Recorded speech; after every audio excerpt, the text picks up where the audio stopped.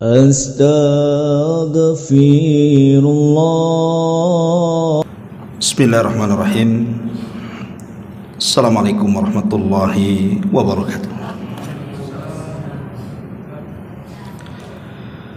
Alhamdulillah wassalatu wassalamu ala Rasulillah wa ala alihi wa sahbihi wa mawalah wa la hawla wa la quwata illa billahi wa ba'du. Alhamdulillah, segala puja dan puji hanya milik Allah subhanahu wa ta'ala. Salawat dan juga salam kita hadiahkan kepada Rasul kita Nabi besar Muhammad sallallahu alaihi wa ala alihi wasallam. Hadirin dan hadirat yang dimuliakan Allah subhanahu wa ta'ala, malam ini kembali kita akan mengkaji satu di antara nama-nama Allah subhanahu wa ta'ala. Apa itu nama Allah yang kita kaji? Ismullahi Jalla wa Ala Ar-Raqib. Nama Allah subhanahu wa ta'ala yang disebutkan di dalam Al-Quran sebagai Ar-Raqib. Apa itu Ar-Raqib? Ar-Raqib itu artinya zat yang maha mengawasi segalanya. Allah subhanahu wa ta'ala menyebut nama Ar-Raqib di 3 ayat di dalam Al-Quran. Pertama, Allah subhanahu wa ta'ala sebutkan dalam surah Al-Ma'idah ayat 116 dan 117. Kemudian dalam surah An-Nisa ayat 1 dan surah Al-Ahzab ayat 52. Disebutkan dalam surah Al-Ma'idah ayat 116 dan 17-nya, Allah subhanahu wa ta'ala menjelaskan tentang dialog dia dengan Nabi Isa kelak pada hari kiamat. Wa idh qala Allahu ya Isa ibn Maryam a anta qulta lin-nasi ittakhiduni wa ummiya ilahaini min dunillah qala subhanak ma yakunu li an aqula ma laysa li bihaq in kuntu qultuhu faqad alimta ta'lamu ma fi nafsi wa la a'lamu ma fi nafsik innaka anta 'allamul ghuyub. Ma qultu lahum illa ma amartani bihi an ibudullaha rabbi wa rabbakum wa kuntu alaihim syahidan ma dumtu fihim falamma tawaffaitani kunta antar raqib alaihim wa anta ala kulli syai'in syahid. Dan ingatlah ketika Allah subhanahu wa ta'ala berfirman, wahai Isa putra Maryam, engkaukah yang mengatakan kepada orang-orang, jadikan aku dan ibuku sebagai Tuhan selain daripada Allah? Maka Isa menjawab, maha suci engkau ya Rabb, tidak patut bagiku mengatakan apapun yang bukan hak. Jika aku pernah mengatakannya, tentulah engkau telah mengetahuinya. Engkau mengetahui apa yang ada pada diriku, sementara aku tidak mengetahui apa yang ada pada dirimu. Sungguh engkaulah zat yang maha mengetahui segala yang gaib. Aku tidak pernah mengatakan kepada mereka kecuali apa yang engkau perintahkan kepadaku, yaitu sembahlah Allah Tuhanku dan Tuhan kalian. Dan aku menjadi saksi terhadap mereka selama aku berada di tengah-tengah mereka. Maka setelah engkau mewafatkan aku, engkaulah yang mengawasi mereka ya Rabb, dan engkaulah yang maha menyaksikan atas segala sesuatu. Di sini Isa mengatakan, falamma tawaffaitani kunta antar raqib alaihim. Maka setelah engkau mewafatkan aku wahai Rabb, engkaulah yang mengawasi mereka. dan Engkaulah yang Maha menyaksikan atas segala sesuatu. Di dalam ayat ini ada kalimat Ar-Raqib. Allah zat yang Maha mengawasi. Kemudian disebutkan dalam surah An-Nisa ayat 1, Innallaha kana 'alaikum raqiba. Sesungguhnya Allah zat yang Maha mengawasi untuk kalian semuanya. Kemudian terulang dalam surah Al-Ahzab 52-nya, wa kana Allahu 'ala kulli syai'in raqiba. Dan Allah zat yang Maha mengawasi atas segala sesuatu. Inilah 3 ayat yang menetapkan adanya nama-nama Allah Ar-Raqib. Lalu apa itu Ar-Raqib? Ma'asyiral muslimin yang dimuliakan Allah Subhanahu wa taala, makna Ar-Raqib artinya Al-Muraqib, Al-Muttali'u ala a'malil ibad, wal 'alimu bi ahwalihim sirrahum wa alaniyatahum, wal hafidhul ladzi la yaghibu anhu syai'un min umuri khalqi. Jadi Raqib itu terdiri daripada 3 makna. Pertama, dialah yang Al-Muttali', yang senantiasa mengawasi seluruh amalan-amalan hamba-hambanya. Kemudian yang kedua, Al-Alim, dialah yang Maha mengetahui dengan segala apa yang terjadi kepada hamba-hambanya, baik yang disembunyikan ataupun yang terang-terangan. Dan yang ketiga, Al-Hafidh, dialah yang menjaga atas seluruh urusan-urusan makhluknya dan tidak ada yang tersembunyi bagi Allah Subhanahu wa taala. Itulah Ar-Raqib, yang mengawasi, yang mengetahui dan yang menjaga. Mengawasi seluruh hambanya, mengetahui tingkah laku hambanya yang disembunyikan atau yang terang-terangan, dan juga menjaga atas perkara-perkara makhluknya dan tidak ada yang tersembunyi bagi Allah sedikit pun. Ma'asyiral muslimin yang dimuliakan Allah Subhanahu wa taala, dahulu di zaman Umar bin Khattab radhiyallahu an, ada seorang wanita yang ditinggal pergi suaminya untuk berjihad. Yang sangat disayangkan, suaminya ini tak pulang-pulang, berbulan-bulan berjihad dan tidak pernah pulang. Satu hari Umar bin Khattab radhiyallahu an sedang berjalan-jalan di malam hari, kemudian melewati rumah wanita yang sedang sedih karena suaminya tak pulang-pulang. Tiba-tiba wanita ini mengumandangkan syair tanpa sepengetahuan dia bahwa di luar rumah itu ada Amirul Mukminin Umar bin Khattab radhiyallahu anhu. Salah satu bait syair yang dilantunkan oleh wanita ini, dia mengatakan, fa wallahi laulallahu rabban uraqibuhu la harraka min hadas sariri jawanibahu.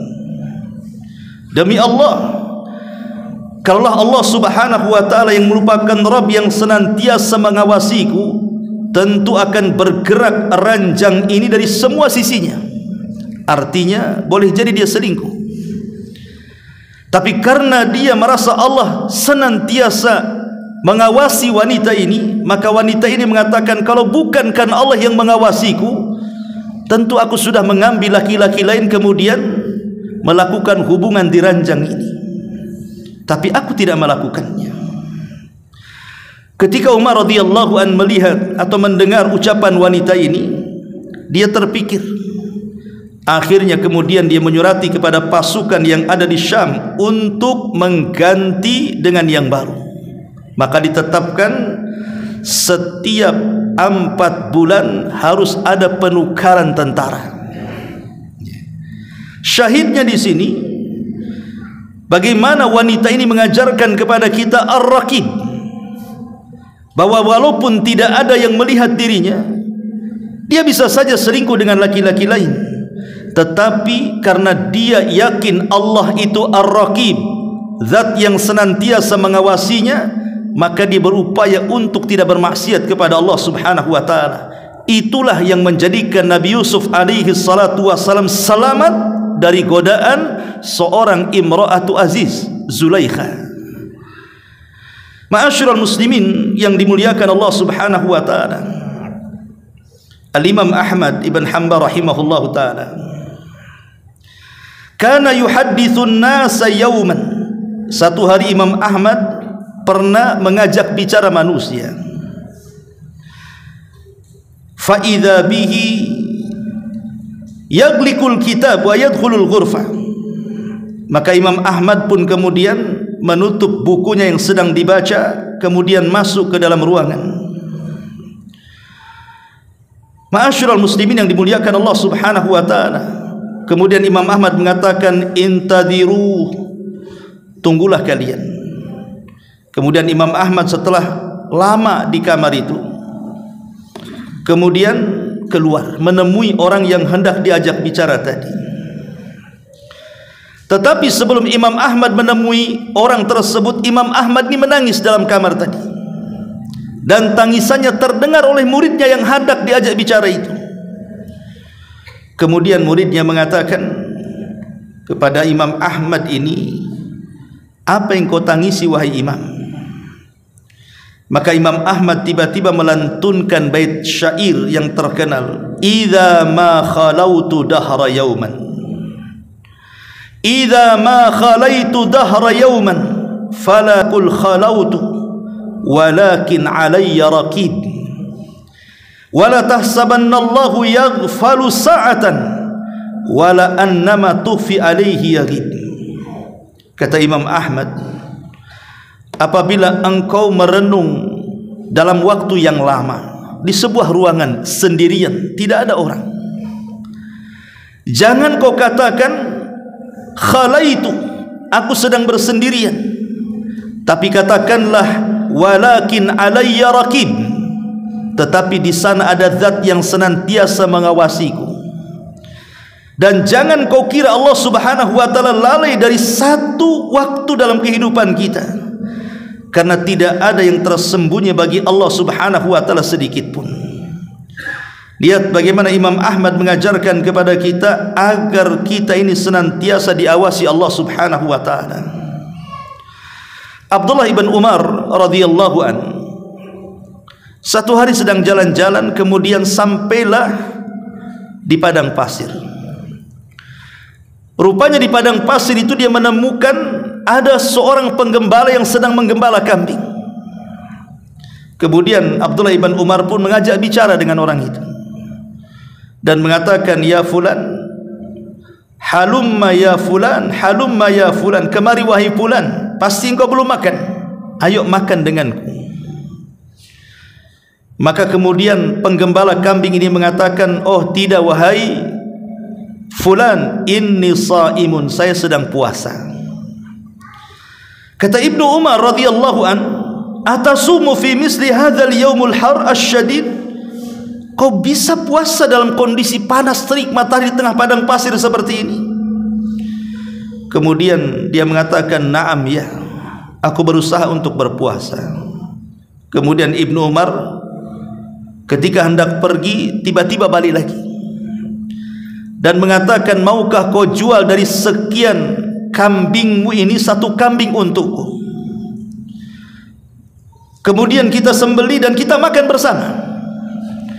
Kemudian sang penggembala kambing mengatakan, oh tidak wahai fulan, wahai tuan, ini kambing bukan milikku, ini kambing milik tuanku.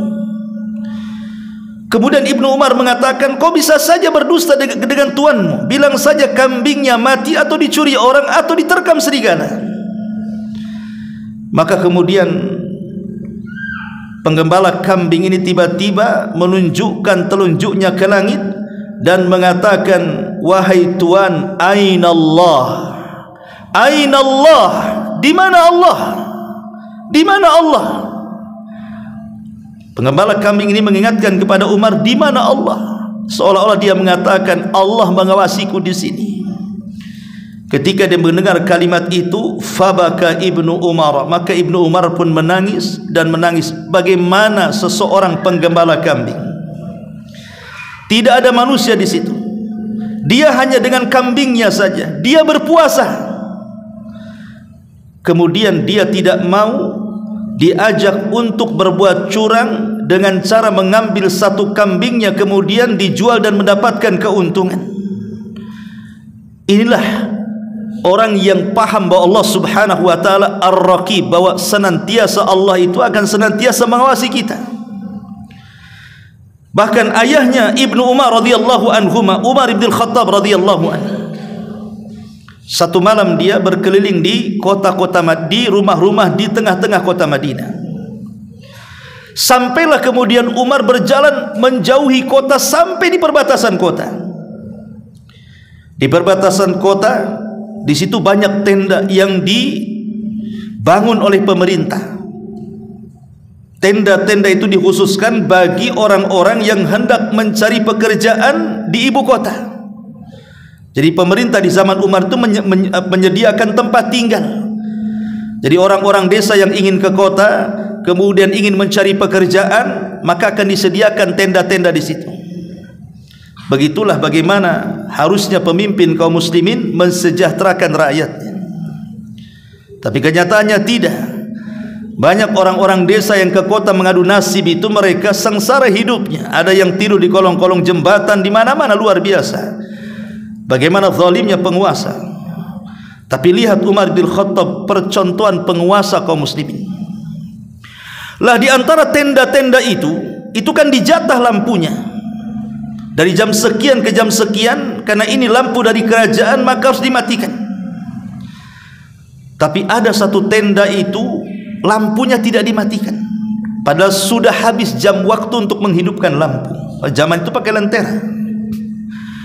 Maka oleh Umar bin Khattab radhiyallahu niatnya hendak ditegur, tetapi tiba-tiba kemudian di balik tenda itu ada percakapan seorang ibu dan seorang anak gadisnya. Umar tertarik untuk mendengarkannya. Kata sang ibu mengatakan kepada anaknya, "Nak, besok kita akan jual air susu. Bagaimana kalau air susu ini kita campur dengan air mineral supaya banyak dan keuntungannya lebih?" Anak putrinya yang salehah mengatakan, "Jangan wahai ibu, karena Amirul Mukminin melarang tidak boleh curang dalam dagang." Kata ibunya kepada anaknya, "Wahai anakku, bukankah Amirul Mukminin tidak tahu? Dia tidak melihat kita." Tapi anak ini mengatakan, "Wahai ibu, walaupun dia tidak melihat dan mendengar kita, tapi dia punya Tuhan, dan Tuhannya Amirul Mukminin adalah Tuhan kita juga, dan dia pasti melihatnya." Subhanallah, ya. Umar bin Khattab radhiyallahu anhu kaget dengan ucapan gadis itu, kemudian menangis dan pulang. Di zaman itu rupanya orang jujur itu juga sudah jarang. Itu di zaman Umar, Umar sampai takjub dengan kejujuran wanita salihah itu. Artinya kejujuran di zaman itu juga sudah teriris itu. Macam mana hari ini yang jauh daripada zaman mufaddalah, zaman yang sangat dimuliakan, zaman Rasul dan para sahabatnya, semakin jauh dari Nabi SAW, tentu kondisinya semakin buruk. Seperti Anas ibn Malik radhiyallahu anhu mengatakan, "Sayati alaikum zaman walladzi ba'dahu syarru minhu." Bahwa yang setelahnya pasti lebih buruk daripada yang sebelumnya. Kalau kejujuran di zaman itu saja sangat dihargai, bagaimana pula kejujuran di zaman sekarang? Apakah dihargai? Maka Umar pulang, kemudian mengumpulkan seluruh anak-anak laki-lakinya yang sudah beranjak pemuda. Di situ ada Ibnu Umar, di situ ada Asim Ibnu Umar dan beberapa putra-putra Umar. Maka Umar menawarkan kepada Asim putra Umar, "Wahai Asim, siapkah kau menikah?" Kata Asim, "Siap wahai abi." "Kalau begitu temuilah gadis di tenda ini dan itu." Lamarlah gadis itu. Akhirnya kemudian Asim ibn Umar radhiyallahu an mengikuti apa yang diperintahkan ayahnya. Dicarinya tuh gadis dalam tenda itu. Akhirnya kemudian dilamar. Bayangkan gadis desa yang tidak tahu apa-apa, hanya mengandalkan kejujuran dan menganggap bahwa dirinya diawasi Allah, yakin bahwa Allah itu Ar-Raqib, tiba-tiba menikah dengan anak orang nomor 1 di zaman itu, Asim putra Umar radhiyallahu anhu. Dari pernikahan wanita jujur ini yang senantiasa diawasi oleh Allah Subhanahu wa taala, merasa diawasi Allah, akhirnya lahirlah seorang putri namanya Laila. Dari putrinya namanya Laila inilah lahir manusia fenomenal, Umar bin Abdul Aziz rahimahullahu ta'ala, yang ketika berkuasa 2 tahun tidak ada rakyat yang miskin. Lihat bagaimana buah daripada mengimani nama Allah Ar-Raqib menjadikan keluarga berkah. Ma'asyiral muslimin yang dimuliakan Allah Subhanahu wa taala, di zaman Nabi SAW ada seorang sahabat namanya Bashir ibn Sa'ad. Bashir ibnu Sa'din, ayahanda daripada Nu'man ibn Bashir. Kalau anda belajar kitab Arba'in Nawawi, ada hadis yang mengatakan al-halalu bayyinun wal haramu bayyinun wa bainahuma umur mushtabihat. Yang halal jelas, yang haram jelas, yang tidak jelas itulah yang syubhat. Lah perawinya namanya Nu'man ibn Bashir, putra daripada Bashir ibn Sa'din yang kita ceritakan di sini. Jadi Bashir ibn Sa'd ini dia punya istri 2. Lah Nu'man ini dia anak dari istri keduanya. Entah kenapa kemudian dia sayang dengan Nu'man, anak dari istri keduanya ini. Saking sayangnya kemudian dia ngomong sama istri keduanya bahwa dia akan menghadiahi 1 kebun kurma yang penuh dengan kurma. Tetapi kemudian istrinya menolak dan mengatakan, oh tidak bisa, sebaiknya mintalah kepada Rasul sebagai saksinya. Akhirnya kemudian Bashir dan juga istri mudanya ini dengan Nu'man bertiga datang kepada Nabi SAW. Kemudian mengatakan, ya Rasulullah, saya punya kebun kurma, saya akan hibahkan kepada putraku Nu'man. Maka Nabi SAW mengatakan, ya Bashir, apakah engkau punya anak selain Nu'man? Maka Bashir mengatakan, ya, aku punya anak dari istri pertama, si fulan dan si fulan dan si fulan. Maka Nabi SAW, kalau gitu aku tidak mau jadi saksi karena kezaliman, kau harus adil. Kata Nabi SAW, i'dilu baina auladikum, berbuat adillah kau kepada anak-anakmu. Jangan kau kasih Nu'man tapi kau tidak kasih kepada yang lainnya. Ma'asyiral muslimin yang dimuliakan Allah Azza wa Jalla, syahidnya adalah bagaimana istri muda Bashir ibn Sa'ad ini mengajarkan kepada kita tentang keyakinan Ar-Raqib, bahwa Allah itu Ar-Raqib. Dia tahu ini sebuah kezaliman, walaupun itu istri kedua dan Nu'man anak daripada dirinya, tapi ini sebuah kezaliman, dia tidak mau. Makanya dia berkonsultasi dengan Nabi SAW. Itulah pengaruh nama Allah Ar-Raqib, sehingga ketika orang tahu bahwa itu sebuah kejahatan, kezaliman, kemaksiatan, kemungkaran, maka dia akan berhenti sampai di situ, karena yakin dia diawasi oleh Allah Subhanahu wa ta'ala. Ma'asyiral muslimin yang dimuliakan Allah Subhanahu wa ta'ala, bahkan seorang syekh bercerita, ada seorang laki-laki menikah dengan istri kedua tanpa sepengetahuan istri pertama. Akhirnya kemudian ketahuan oleh istri pertama bahwa suaminya punya istri kedua, tapi dia diam-diam saja seolah-olah tidak tahu kalau suaminya menikah lagi.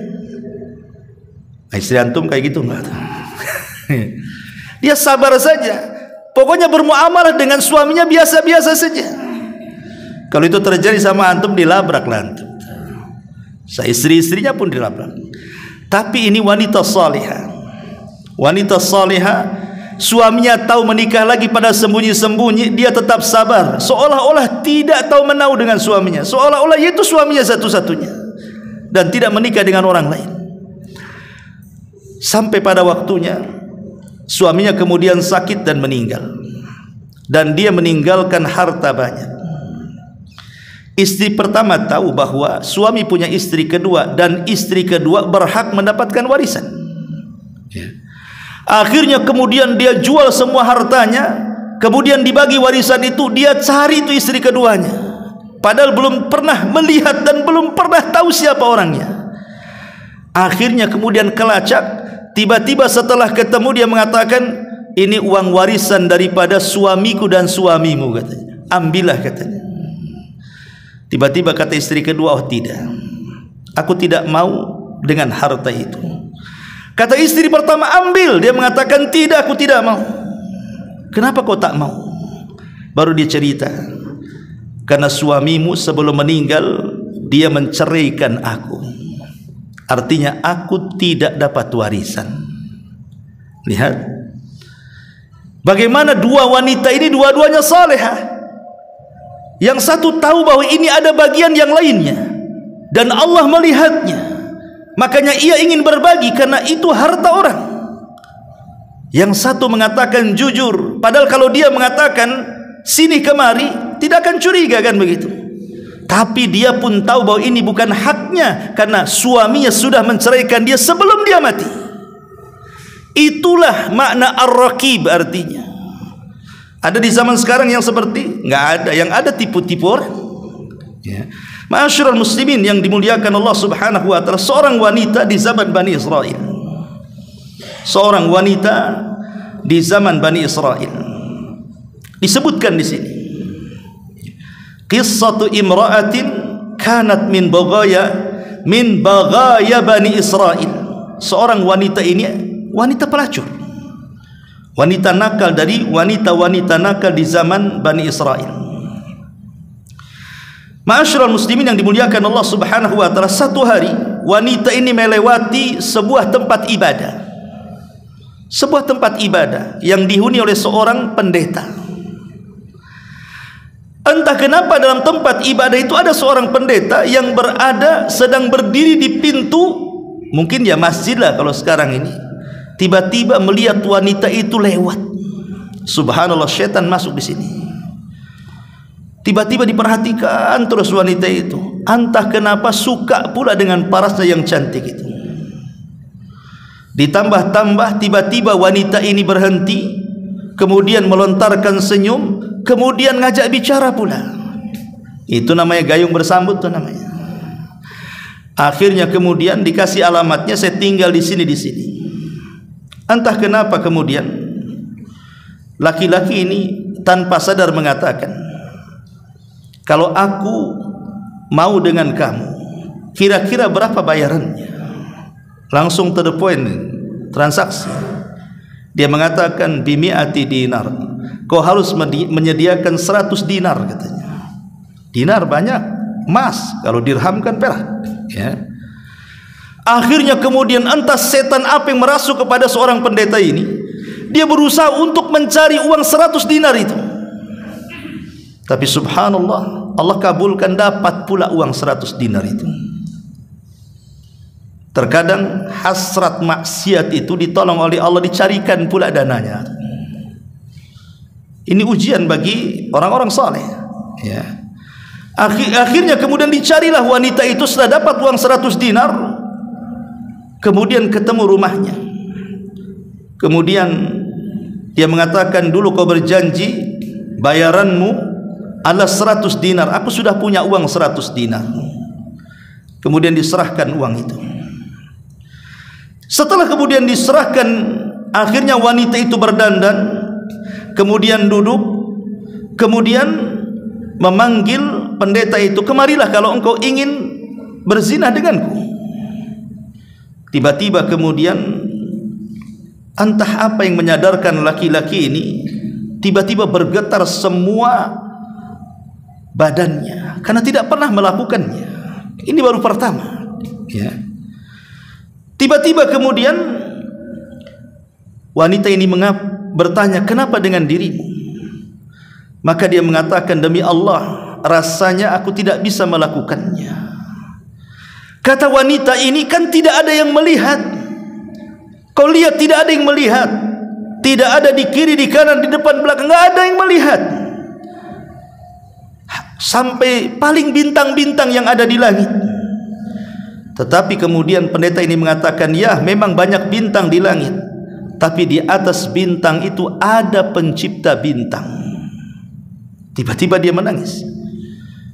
Kemudian dia pun terdiam dan hampir pergi. Wanita ini mengatakan, bagaimana kalau seandainya kau nikahi aku aja? Kalau kau tidak mau berzina denganku, nikahi aku, katanya. Dia mengatakan, la, tidak. Kemudian dia langsung pergi dan mengatakan, ambillah 100 dinar dan jangan pernah datang lagi ke tempat ibadahku. Subhanallah. Ya. Lihat bagaimana orang-orang dulu di zaman Bani Israel pun mengajarkan sebuah nama Allah Ar-Raqib yang selalu mengawasinya. Kalau terjadi kepada kita, tidak ada ceritanya itu, pasti berzina. Ya. Ma'asyiral muslimin yang dimuliakan Allah Subhanahu wa taala, lah dari kisah-kisah yang sudah kita kisahkan di sini, maka teranglah bagi kita apa makna Ar-Raqib. Lalu setelah kita tahu makna Ar-Raqib dan kisah-kisah tentang di balik makna Ar-Raqib ini, lalu apa faedahnya? Apa sih manfaatnya kita ini mengetahui bahwa Allah itu Ar-Raqib, yang zat yang mengawasi itu? Karena kalau kita ini mempelajari nama dari nama-nama Allah Subhanahu wa taala, yang penting itu adalah athar imaniyahnya. Apa sih pengaruh keimanannya? Karena nama-nama Allah itu bukan hanya sekedar dibaca dan dihafal. Sebagaimana sekarang ma'ruf dilagukan nama-nama Allah itu, sampai kemudian banyak orang yang melagukan, terutama ibu-ibu lah kan itu, dengan lagu-lagu mereka itu. Apakah sebatas itu? Tidak. Kalau dia tidak paham maknanya, tidak ada pengaruh dalam kehidupannya. Makanya mempelajari nama-nama Allah dan sifat-sifatnya itu harus ada asar imaniyahnya. Inilah yang kita akan pelajari, apa pengaruh keimanannya. Ya.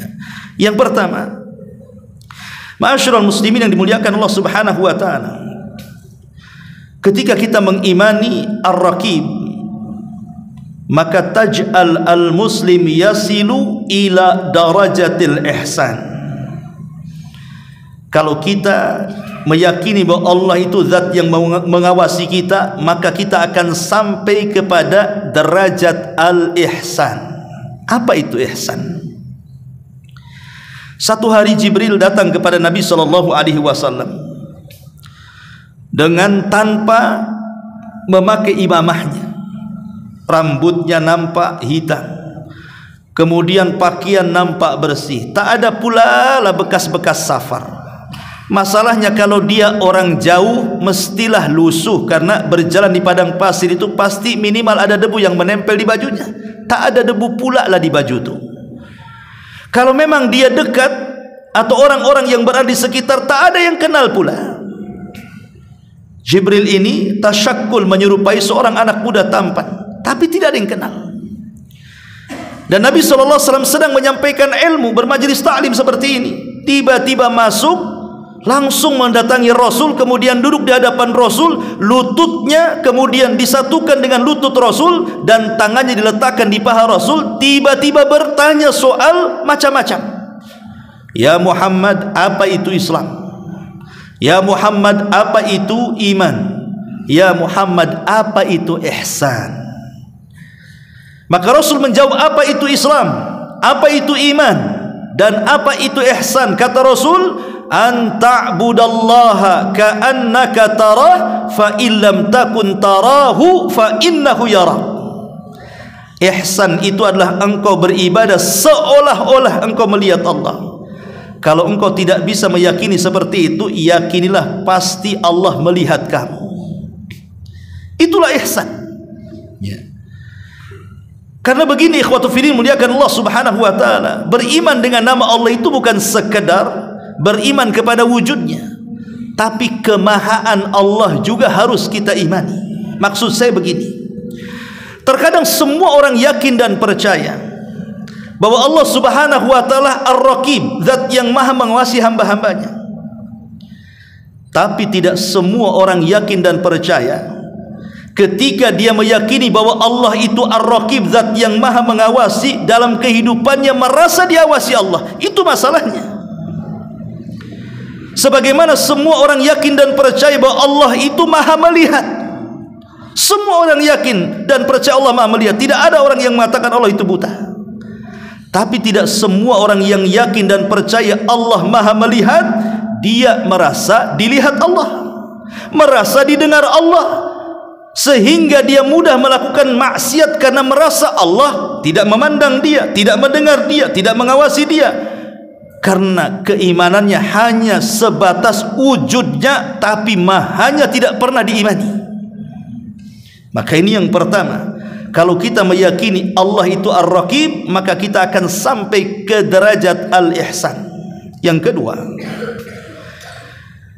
Raqib, kalau kita memahami makna Ar-Raqib, tadman lil muslim ridallahi ta'ala anhu fid dunya wa dukhulal jannah yaumal qiyamah.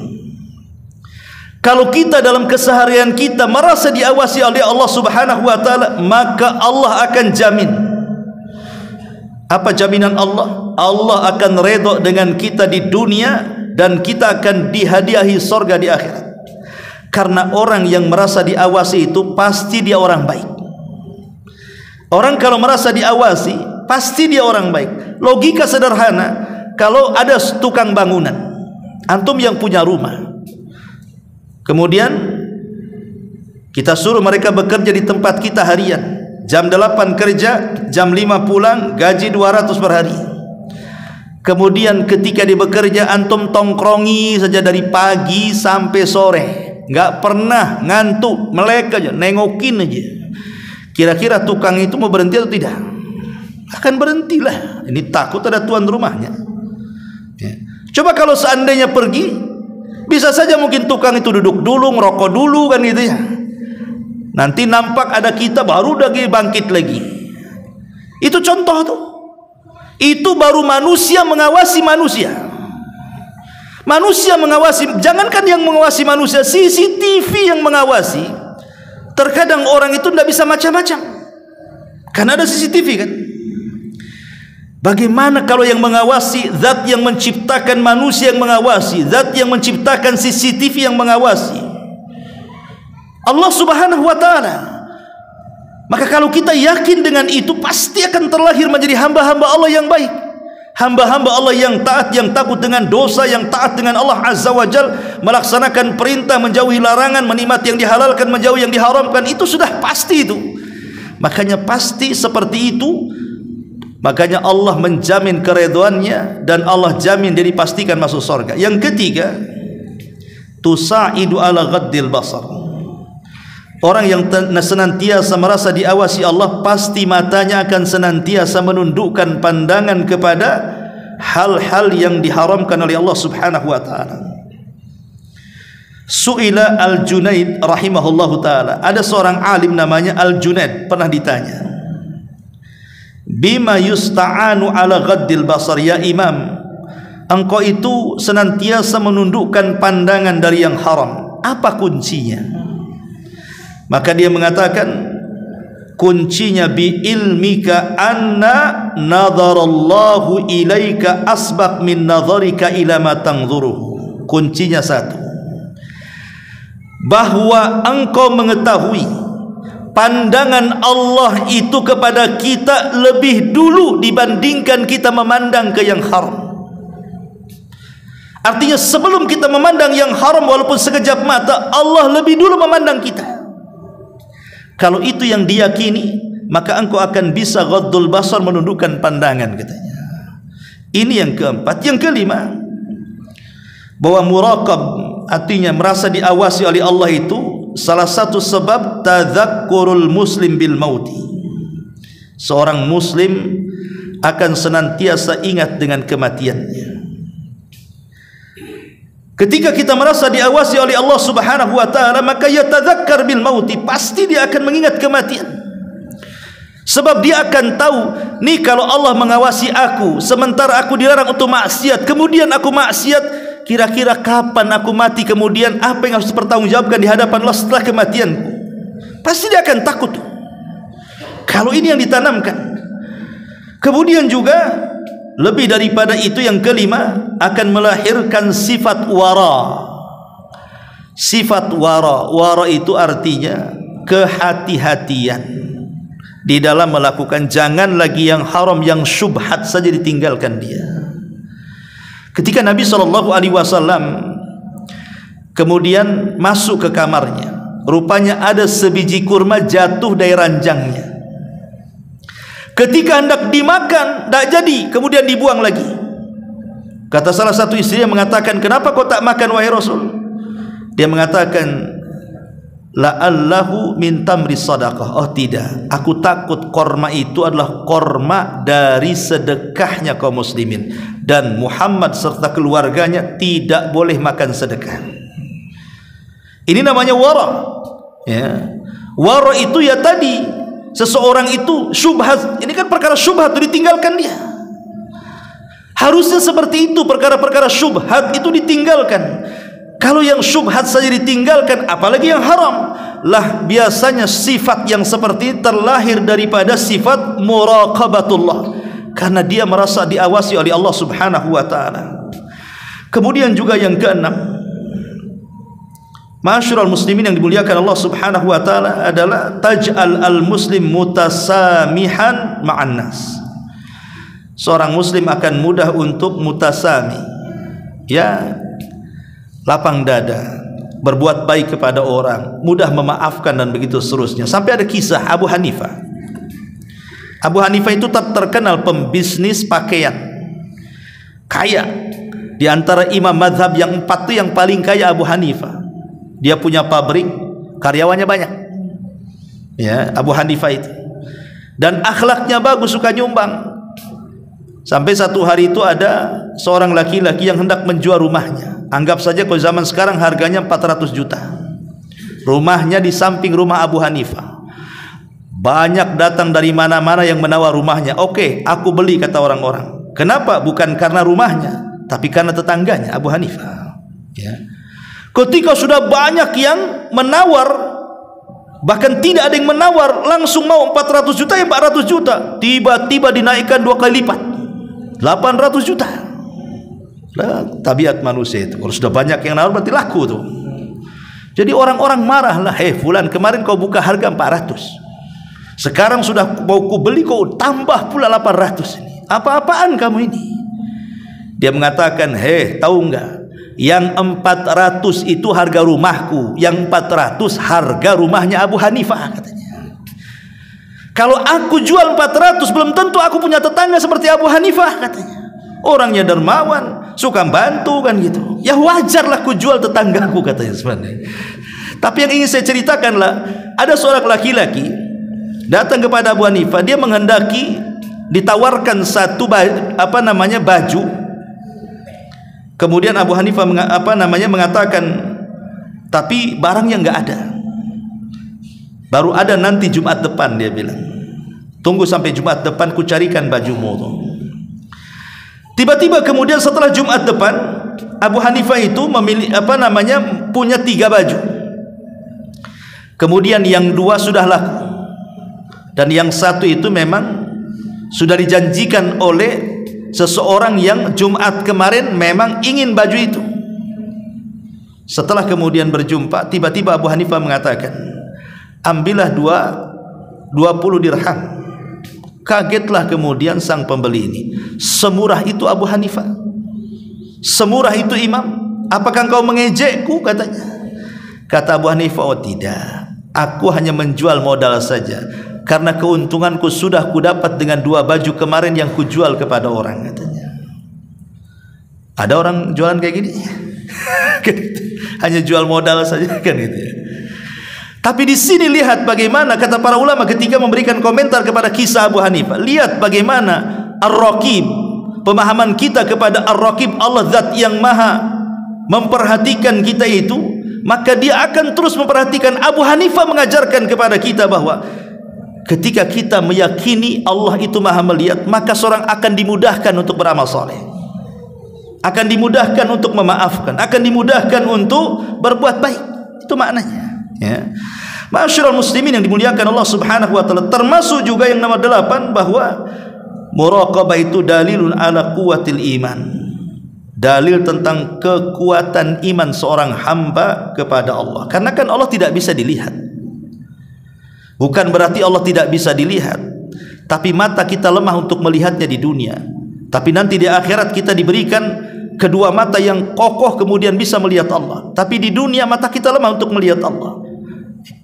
Artinya kan kita meyakini zat yang tidak ada. Dan tidak bisa orang itu menggambarkan bentuk Tuhan seperti apa. Karena orang yang menggambarkan bentuk Tuhan itu cuman kepada 3 perkara. Satu, boleh jadi dia pernah melihatnya, melihat langsung. Yang kedua, atau ada orang yang melihat langsung. Yang ketiga, atau mungkin ada kesamaan. Mungkin Allahnya 2, ya. Kemudian kita akan mengatakan Allah seperti itu, kan itu kembarannya. Selain 3 perkara ini tidak bisa menggambarkan Allah. Pertama, yang melihat langsung. Siapa di antara kita yang melihat langsung? Tidak ada. Yang kedua, atau orang yang pernah melihat langsung? Tidak ada juga. Atau mungkin dia punya kembaran? Tidak ada juga. Jadi memungkinkan kita ini mengetahui Allah itu dari orang yang diutus oleh Allah Subhanahu wa taala yang menjelaskan siapa Tuhan kita. Itulah Nabi sallallahu alaihi wasallam. Dengan Quran dan dengan hadis-hadis dan dengan ayat-ayat kauniyah, baru kita yakin adanya Allah, kan. Jadi harus ada keyakinan. Ketika menetapkan adanya Allah itu harus keyakinan, karena ini masalah keimanan. Jadi orang yang merasa diawasi itu memang kuat keimanannya. Memang di sana ada zat yang maha pencipta, yang telah menciptakan kita dan senantiasa mengawasi kita, mengetahui kita dan menjaga kita. Jadi muraqabah itu artinya dalilul iman atau kuwatul iman, kekuatan iman. Ma'asyiral muslimin yang dimuliakan Allah Subhanahu wa taala, termasuk juga orang yang merasa diawasi oleh Allah, maka dalam kehidupannya pasti akan al-ijtihad, bersungguh-sungguh fit ta'ati, dalam melaksanakan ketaatan Allah dan berusaha untuk menjauhi dari kemaksiatan Allah Subhanahu wa taala, dan banyak lagi faedahnya dengan waktu juga. Pertanyaannya sekarang, bagaimana caranya supaya kita itu merasa diawasi Allah? Ini yang jadi masalah. Bagaimana caranya supaya kita ini betul-betul Allah itu Ar-Raqib, maha mengawasi? Pertama, Ainullah allati la tanam. Kita harus, jangan Allah itu tidak pernah tidur. Allah itu memandang kita terus.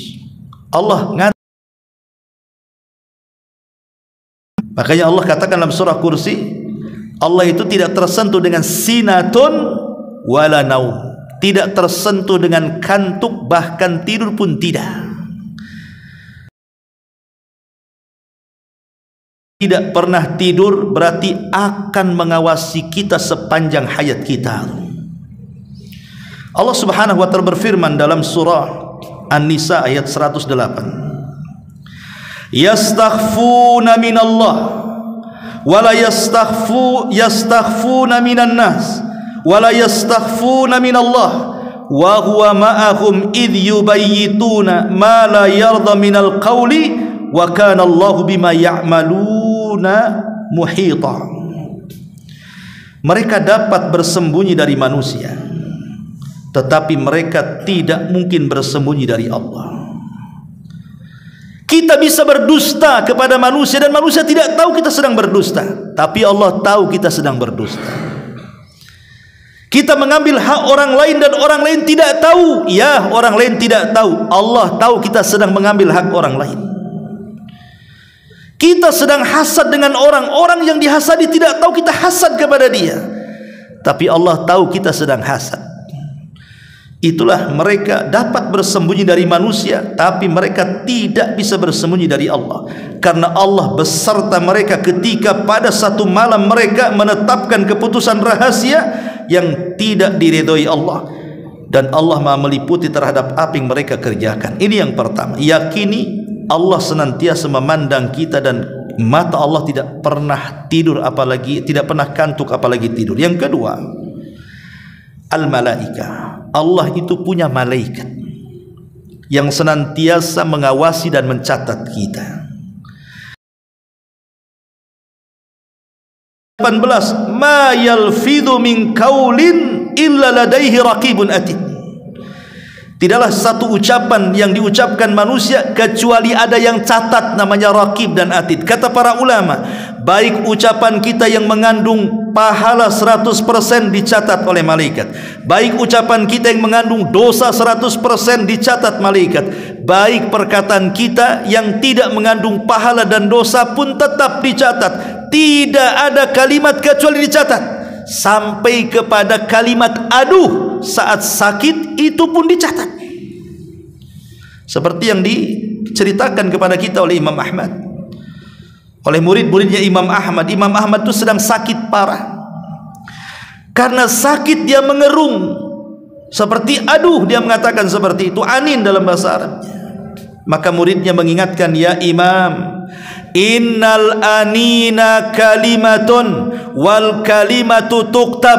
Hei Imam, kalimat aduh itu sebuah kalimat dan kalimat itu akan dicatat oleh malaikat. Langsung Imam Ahmad terdiam sampai meninggal.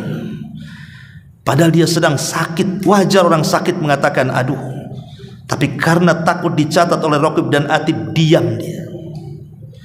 Ma'asyiral muslimin yang dimuliakan Allah Azza wa Jalla, kita harus yakin di sekeliling kita ada malaikat. Malaikat yang akan mencatat di kiri, di kanan, bahkan ada malaikat hafadhah. Bahkan ada malaikat-malaikat yang dijaga oleh Allah Subhanahu wa taala, yang menjaga kita atas tugas dari Allah untuk menaikkan amalan kita di pagi dan di sore hari. Maka kita harus yakin, supaya yakin kita mengawasi kita. Ingat, bukan hanya Allah yang mengawasi kita, Allah sebar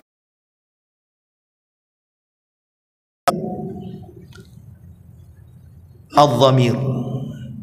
Dhamir itu artinya hati. Hati kalau senantiasa lawamah. Ingat, hati itu kan ada mutmainnah, ada lawamah, ya, ada ammaratun bisu. Hati saya atau antum itu terdiri daripada 3. Pertama mutmainnah, ada hati yang tenang karena rajin ibadah, rajin berzikir, baca Quran. Hati yang baik, hati yang selamat. Ada hati lawamah yang suka mencela. Ada hati yang lebih daripada lawamah, namanya ammaratun bisu, yang memerintahkan kita kepada kejahatan. Lah hati lawamah ini tengah-tengah tuh. Apa yang dilawamahkan, apa yang dicela oleh hati itu? Karena kalau dia mencela keburukan, menyesal dengan keburukan yang dilakukan, maka akan naik derajatnya menjadi mutmainnah. Tapi kalau dia mencela kebaikan, maka dia akan turun menjadi ammaratun bisu. Saya contohkan 2 perkara. 1, pamannya antum bersedekah, sedekah 100 juta ke pesantren saya. Habis sedekah temenung, kenapa tadi 100 aku kasih? Kenapa enggak 10 juta saja? Kan saya masih punya 90 juta. Itulah lawamahnya kepada keburukan, ya. Karena dia menyesal kan, menyesal dari perbuatan baik tuh. Ketika menyesal dari berbuat baik, maka turun menjadi ammaratun bisu. Hatinya akhirnya merintahkan kepada keburukan. Pamannya antum diajak malam ini, ayo kita dugem lah ke sana. Oh enggak lah, ya. Berangkat tadi sama mereka. Itu jadi ammaratun bisu tuh. Ini satu contoh. Contoh yang kedua kebalikannya. Umpamanya dia menyesal gara-gara umpamanya kemarin dia sudah terpikir ke dokter, umpamanya dia akan bertobat dari berzina, naudzubillah, karena kata dokter kau punya penyakit hasil zinahmu tuh. Akhirnya dia pengen bertobat, betul-betul bertobat, ya. Dia nggak mau melakukannya lagi. Kemudian dia baru menyesal, kenapa dulu aku berzina, sekarang aku kena penyakit umpamanya.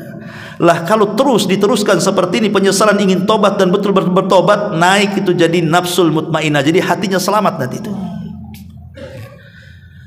Ayo kita ngaji, kamu hadirin. Ngantuk nanti sajalah. Tiba-tiba kemudian kepikiran, aduh iya nih, kenapa saya nggak ngaji tadi, rugi saya. Itu berarti menyesalnya karena kebaikan kan, maka itu naik nanti menjadi mutmainnah. Nah, orang yang senantiasa hatinya mencela dirinya sendiri karena tidak berbuat baik, atau mungkin sebaliknya, itu tergantung kepada keyakinan dia tentang Allah Ar-Raqib.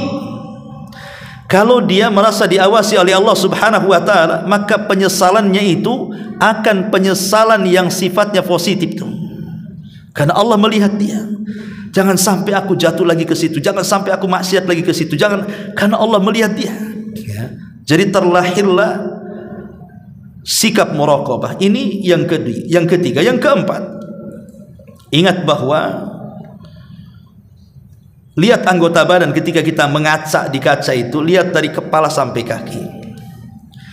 Karena Allah Subhanahu wa taala berfirman bahwa seluruh anggota badan kita dari kepala sampai kaki, al-yauma nakhtimu ala afwahihim, dalam surah Yasin 65, al-yauma nakhtimu ala afwahihim wa tukallimuna aydihim wa tashhadu arjuluhum bima kanu yaksibun.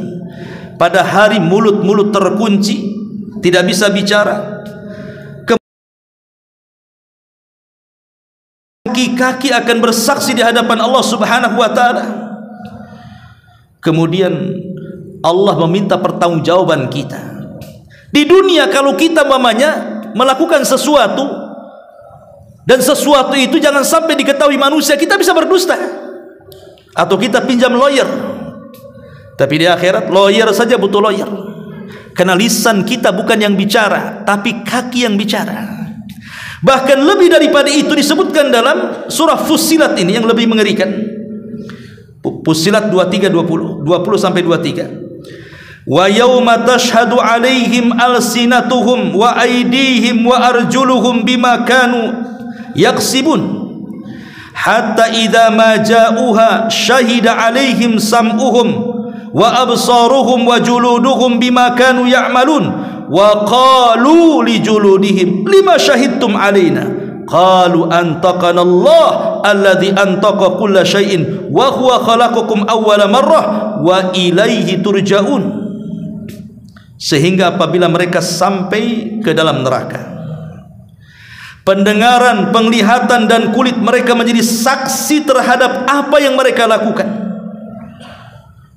Dan mereka berkata kepada kulit yang bersaksi itu, "Hei kulit, mengapa kamu bersaksi terhadap badanmu sendiri?" Maka kulit mengatakan, "Yang menjadikan kami bicara adalah Allah. Allah yang membuat kami bicara, yang juga menjadikan segala sesuatu dapat bicara, dan dialah yang menciptakan kamu yang pertama kali, dan hanya kepadanya kamu akan dikembalikan." Jadi kalau kita melihat, merenungkan nanti pada hari kiamat bahwa badan kita akan bersaksi, mungkin di dunia tidak akan bersaksi karena tidak bisa bicara kan itu. Pamannya ada orang maling ketangkap, kau maling ya? Tidak, ya sudah selesai. Tapi di akhirat kau maling, nggak bisa ngomong, nanti tangan yang ngomong, iya saya maling, saya saksinya. Cemana pertanggungjawaban kita di hadapan Allah? Itulah kalau kita ingin meyakini betul-betul kita merasa diawasi oleh Allah, maka lihatlah 4 perkara ini, bahwa Allah tidak pernah tidur, bahwa Allah punya para malaikat, bahwa hati kita itu harus senantiasa menjadi hati yang lawamah kepada kebaikan, dan yang terakhir ingat badan kita akan menjadi saksi, bahkan akan bersaksi di hadapan Allah Subhanahu wa taala. Wallahu alam. Ini yang bisa sampaikan, mudah-mudahan manfaatnya. Subhanaka bihamdika asyhadu an la ilaha illa anta astaghfiruka wa atubu ilaik. Allahu taala alam. Assalamualaikum warahmatullahi wabarakatuh.